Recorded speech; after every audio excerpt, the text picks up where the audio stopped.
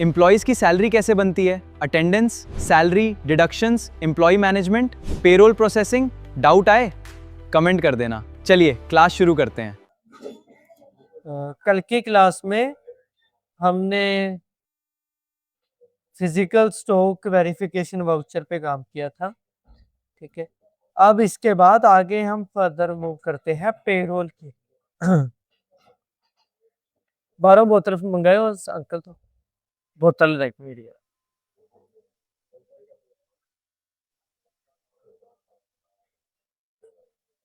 जाओ जाओ।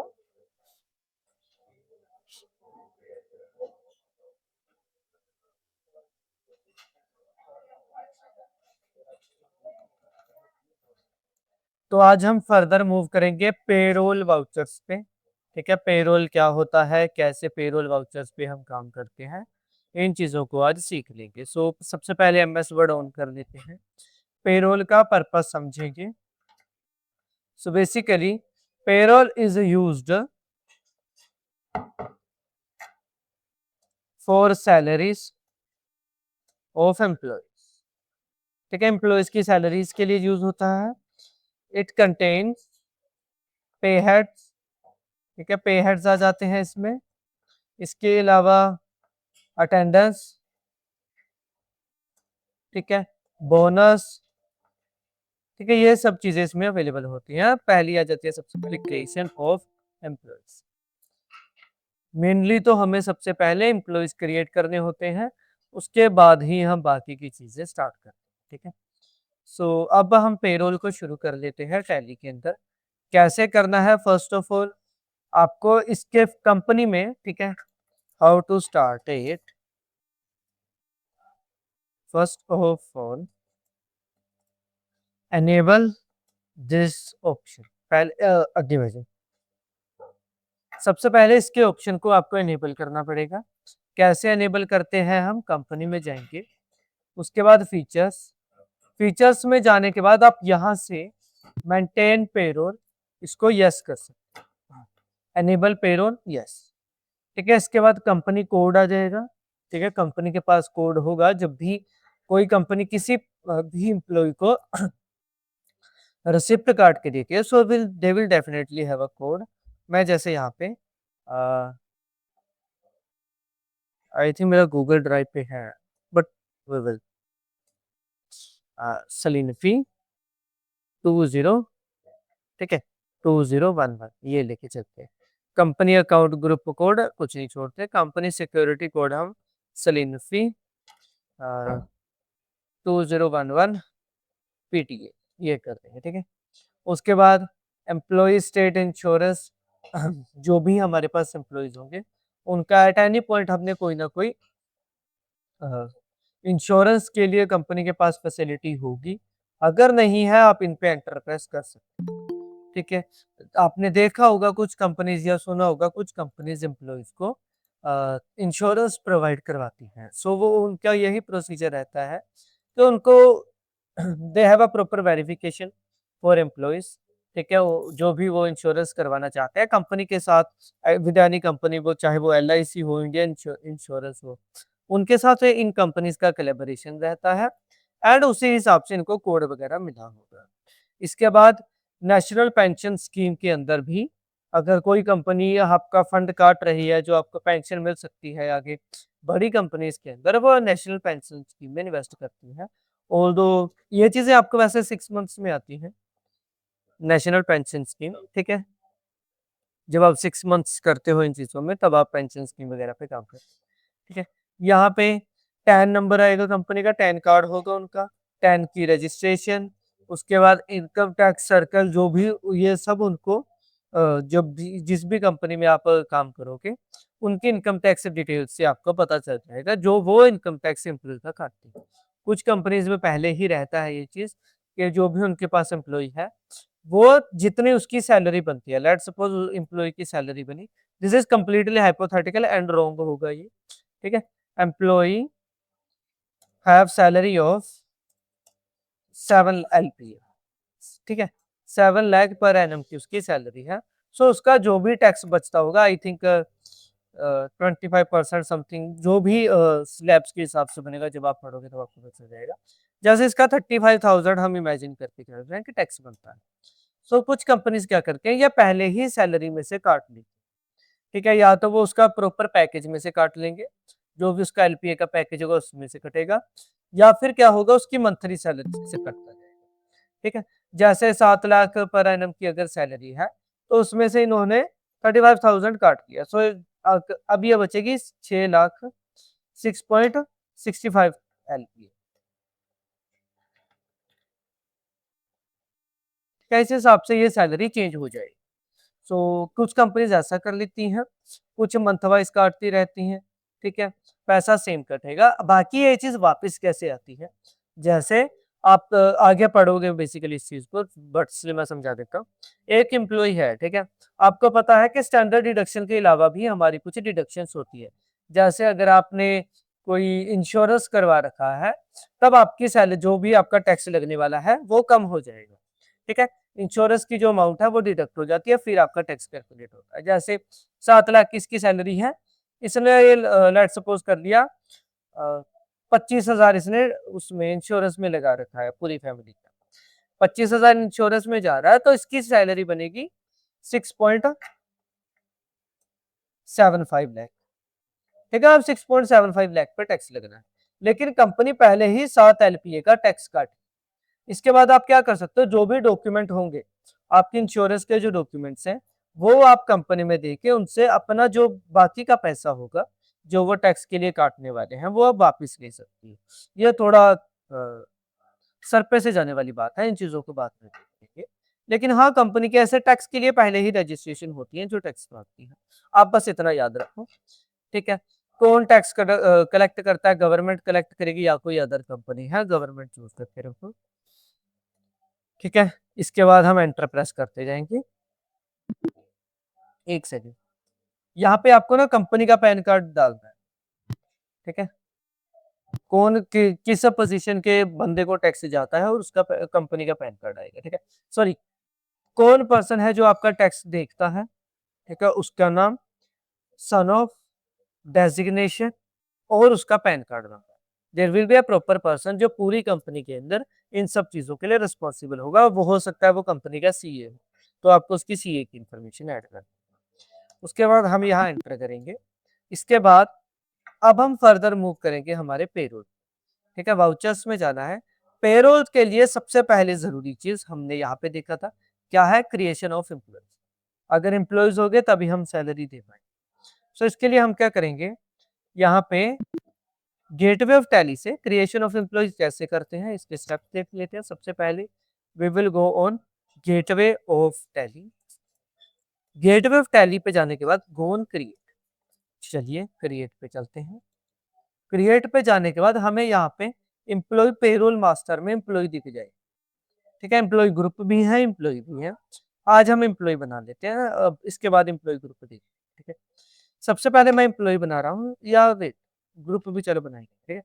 I am having employ जिसका नाम मैं रख देता हूँ हरमनदीप सिंह, हरमनप्रीत सिंह, ठीक है। उसके बाद ये अंडर किस टीम की आता है, हर एम्प्लॉय अलग अलग टीम्स के अंदर आता है। अब अलग अलग टीम्स के अंदर एम्प्लॉयज को उनके ग्रुप बनाने का क्या फायदा होता है, आपको आगे पे हेड आएंगे, हम उसमें देखेंगे। बेसिक चीज ये है, जैसे हम स्टॉक्स के ग्रुप्स बना लेते थे, तो सभी स्टॉक पे एक जीएसटी लगा देते थे, दोबारा दोबारा जीएसटी मेंशन नहीं करना पड़ता। ऐसे ही यहाँ पे होगा, एक ग्रुप बनाओ, उनके पे हेड डिफाइन कर दो कि ये सारे ग्रुप के लोगों के इतने इतने पे हेड है। बेसिक पे इतनी है, टीए इतना है, डीए इतना है ना।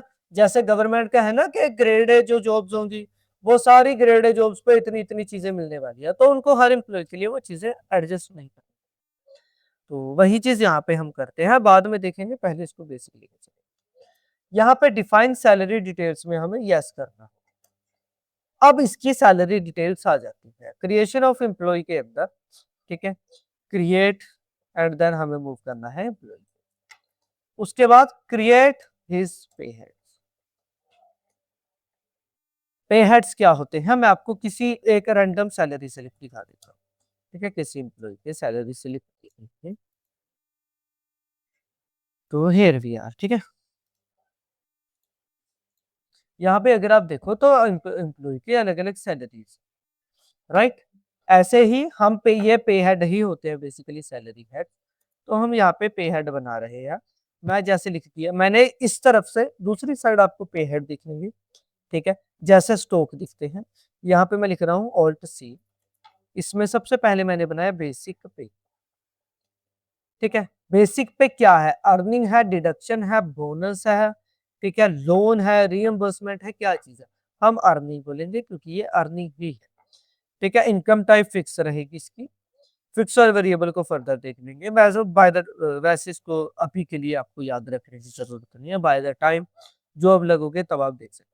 उसके बाद आपने, जब हमने लेजर्स पढ़े थे, वहां पे आपने देखा था कि जो हमारे एम्प्लॉयज है हुआ डायरेक्टली इनटू द प्रोडक्शन, हुआ डायरेक्टली इनटू आर अर्निंग, सो उन पे जो खर्चा होने वाला है वो डायरेक्ट एक्सपेंस होगा। जो एम्प्लॉयज डायरेक्टली हमारी प्रोडक्शन या इनकम पे कंट्रीब्यूट नहीं कर रहे हैं, you can go with in direct expense, ठीक है। मैं अभी डायरेक्ट एक्सपेंस पे लेके चल रहा हूँ, ठीक है। उसके बाद अफेक्ट नेट सैलरी, क्या ये चीज नेट सैलरी को अफेक्ट करे, इसकी वजह से नेट सैलरी बढ़नी या कम होनी चाहिए, ऑब्वियस है। बेसिक पे ही नेट सैलरी का मेन एट्रीब्यूट होता है, तो हम यस कर। इनकम टैक्स वगैरह अभी हम लगा के नहीं चल रहे। उसके बाद कंपाउंड वैल्यू, कंप्यूटेड वैल्यू क्या होगी, वो हम यहाँ पे स्लेब्स बना लेंगे, बेसिकली किसी एक चीज के बेस पे कंप्यूट होती है, इसको नहीं देखते। अभी हम चलेंगे सीधा यूजर डिफाइंड वैल्यू, ठीक है। एक सेकंड,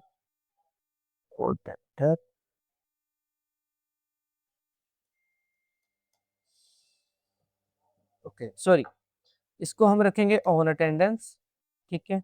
इसके लिए हमें अटेंडेंस बनानी पड़ेगी। बेसिक पे ऑन अटेंडेंस होती है, अगर आपकी एब्सेंट्स है कंपनी पैसा काटती है, ठीक है। इसके लिए हमें पहले तो अटेंडेंस या फिर लीव विद पे बनानी पड़ेगी। तो मैं यहाँ पे ऑल्ट सी करके अटेंडेंस बना लेता हूँ, इसको हम प्रेजेंट रखेंगे।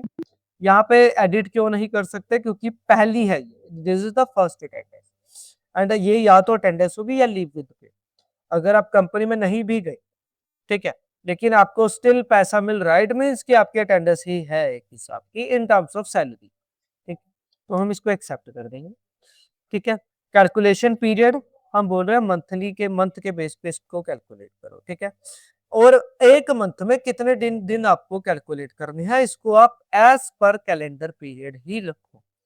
You don't have to make it user define और यूजर डिफाइन कैलेंडर, नहीं, as per calendar period. Rounding method नहीं छेड़ना। राउंडिंग मेथड क्या है, अगर सैलरी उसकी बन रही है 5.9 समथिंग, ठीक है, 5.9 थाउजेंड, 50.92 थाउजेंड, तो वो 50 कर या 51 कर देगा, तो हम इसको एंटर करेंगे, अभी नहीं छेड़ रहे। बेसिक पे मैंने ऐड कर दिया यहाँ पे 45,000, कितने टाइम के लिए, पर मंथ, ठीक है। उसके बाद ऑल्ट सी, अगला है हमारे पास daily allowance,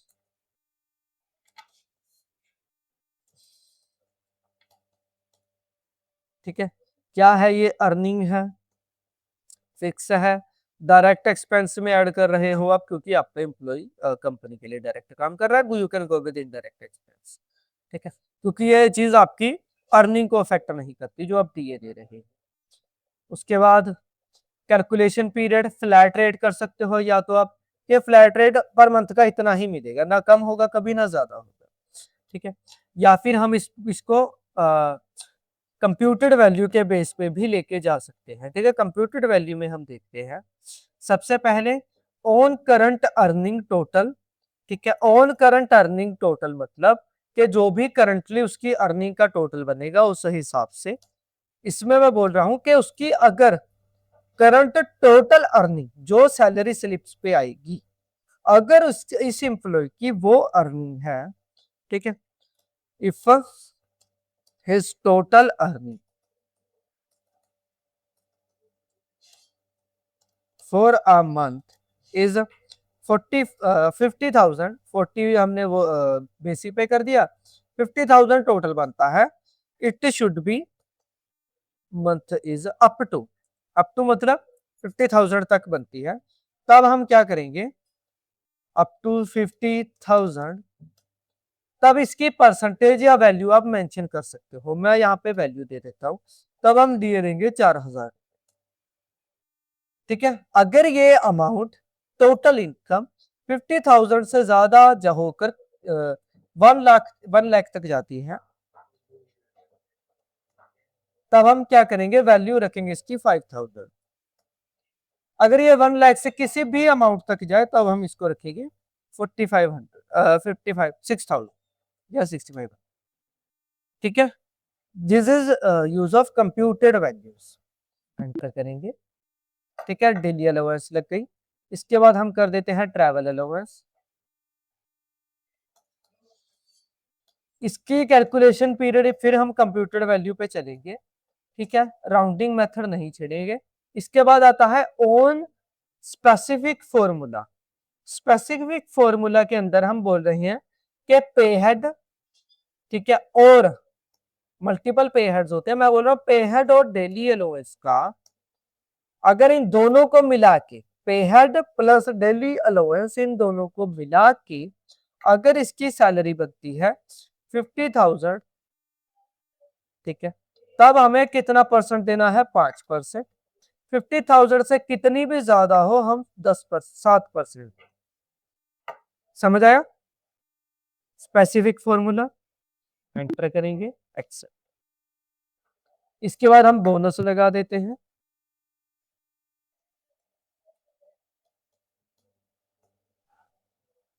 earning for employ की जगह इसको बोनस कर देंगे। ठीक है, यूजर डिफाइन वैल्यू या फ्लैट रेट आप रख सकते हो। ठीक है, या इसको बेसिकली हम ऑन प्रोडक्शन ही रखेंगे। On production.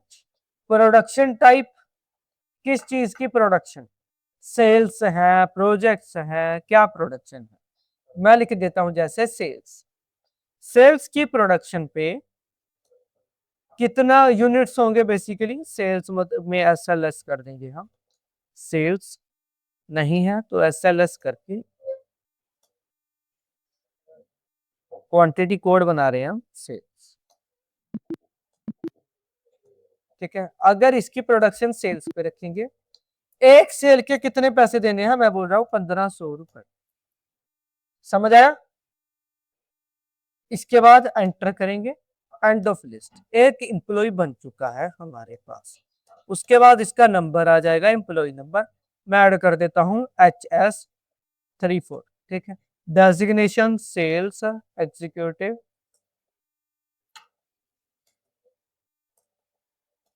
Function sales of cars, location Patiala, gender male, date of birth 01,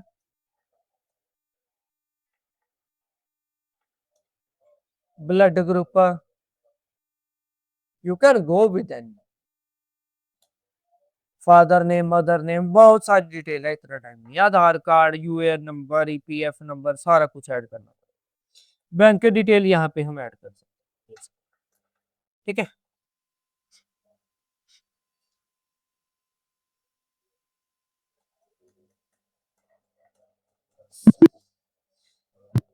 अब हमारे पास इंप्लॉय बन चुका है।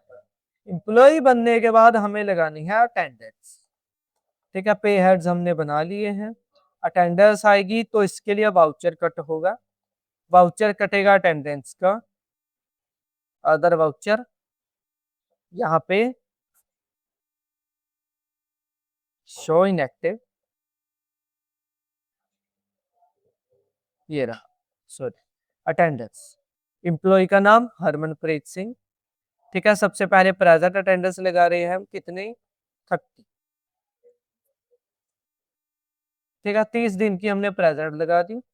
इसके बाद सेल्स अटेंडेंस में ही हमें सेल्स मेंशन करनी है। मैं बोल रहा हूँ 3 सेल्स है। ठीक है, एंटर। अगर यहाँ पे एब्सेंट लगानी है तो हरमनप्रीत सिंह की ही अप्रैल में 31 डेज होंगे, मार्च में 31 है। हाँ, ठीक है, इसमें absent primary, leave without pay. ठीक है, एक इसकी absent mark, end of list करेंगे, एक्सेप्ट करेंगे। ठीक है, अब इसके बाद नेक्स्ट हमें क्या करना है, अदर वाउचर में हम मूव करेंगे पेरोल। ये आ गया पेरोल वाउचर। कहाँ से पेमेंट हो रही है, मैं बोल रहा हूँ कैश पेमेंट। यहाँ पे कुछ नहीं मेंशन करना, गो विद ऑटोफिल, यहाँ पे पेरोल ऑटोफिल, इसके अंदर सैलरी, डेट्स यहाँ पे आ चुकी हैं, I think dates are wrong,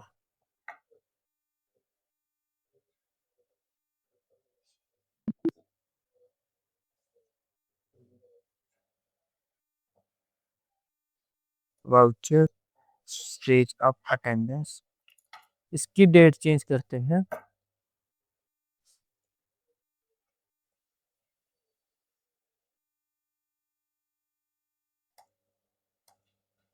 हाँ ठीक,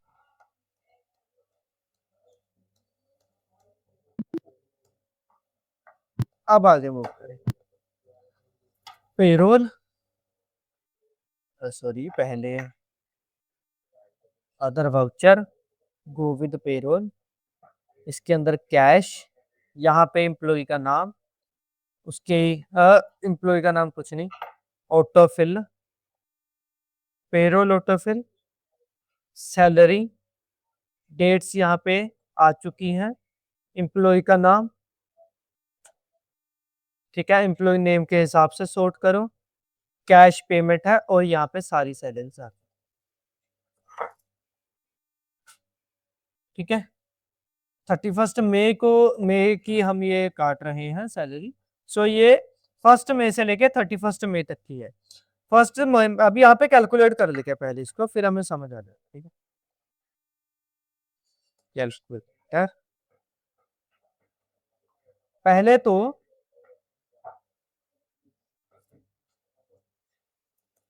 इसकी सैलरी है 45,000, राइट। अब 31 दिन की सैलरी कितनी बनी, 145.16। इसको मल्टीप्लाई करते हैं 30 से, क्योंकि इसकी 30 डेज की ही सैलरी लग रही है, कितनी है, मैंने 40 डिवाइड बाय 30, ठीक है। अब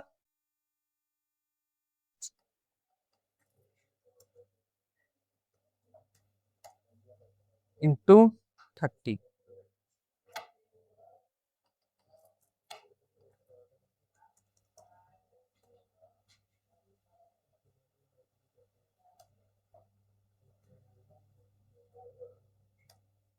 फोर्टी 43,548 रुपए, इतनी ही इसकी सैलरी यहाँ पे, ठीक है।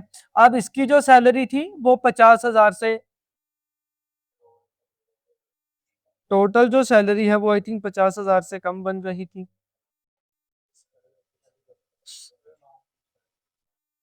हाँ। पे हेड में हमने क्या लगाया था, वेट, पहले हम इसका पे हेड देख,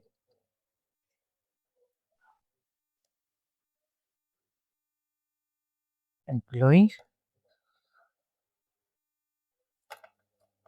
ओके, इसको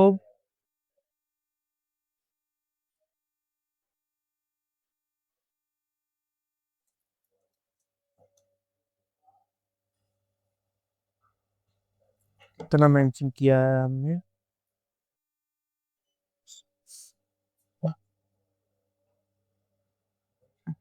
अब सी,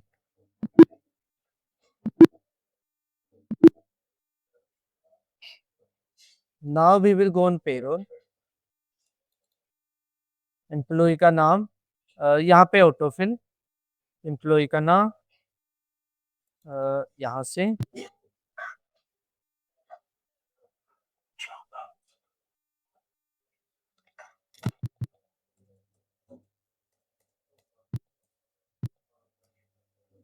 कहाँ बच गया,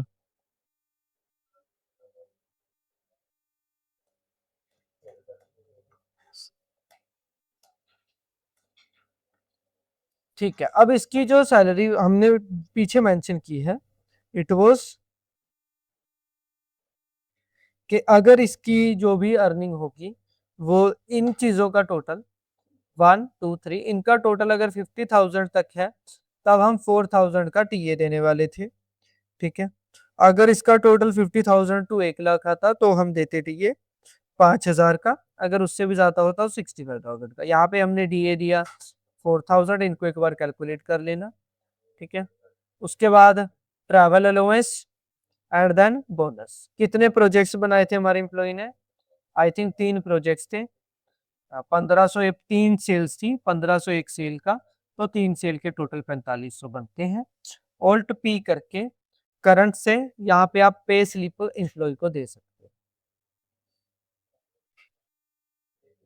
this is his pay slip, जिस पे आप साइन करते हो और एम्प्लॉय कहीं भी किसी भी जगह पे यूज करता है, ठीक है। So this was all about payroll. बाकी आपके जो डाउट्स हो, क्वेश्चंस हो, वो पूछ लीजिए। किस किस को समझ नहीं आया? कितना समझ नहीं आया?